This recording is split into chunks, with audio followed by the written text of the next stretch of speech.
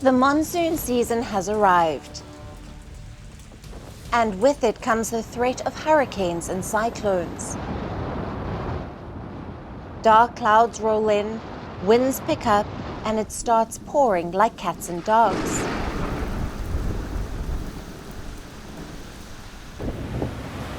To keep track of these stormy performances, weather organizations around the world give them names.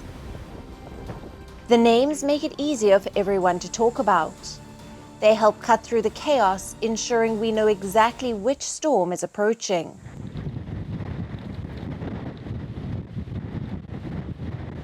But how do these storms get their names? It's not just random. There's a whole system to the storm naming process, and not every cyclone or storm gets a name.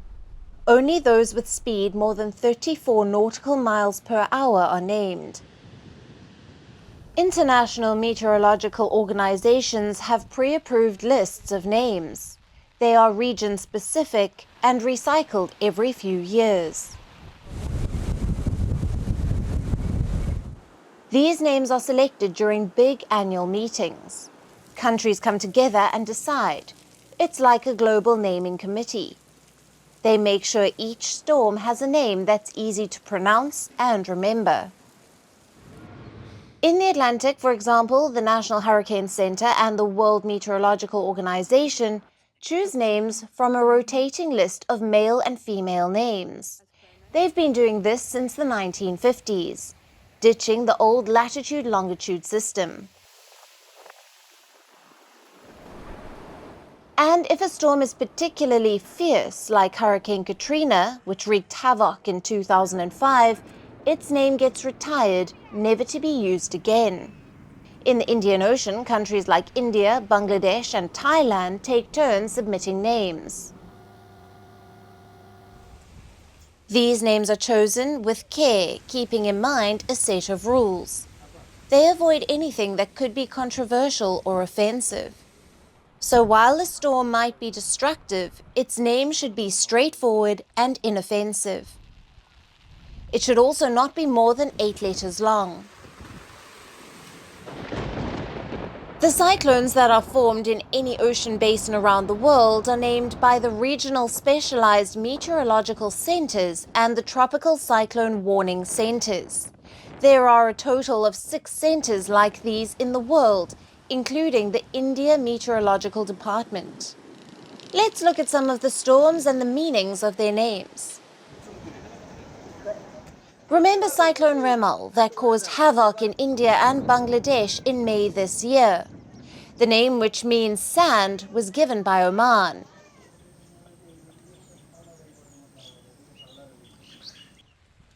Then there was Cyclone Michaung that battered southern parts of India, killing at least 13 people. The name was proposed by Myanmar.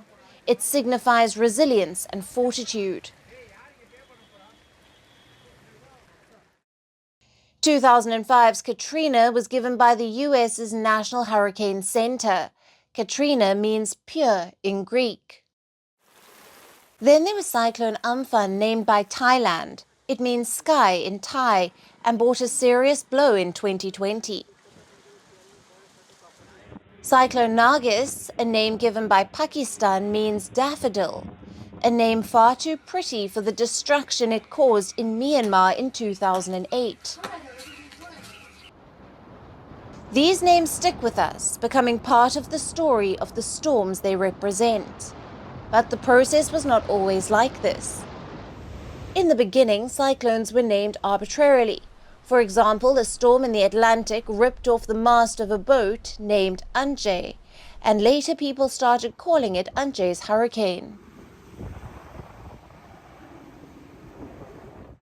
In the late 1800s, the cyclones got their names after Catholic saints.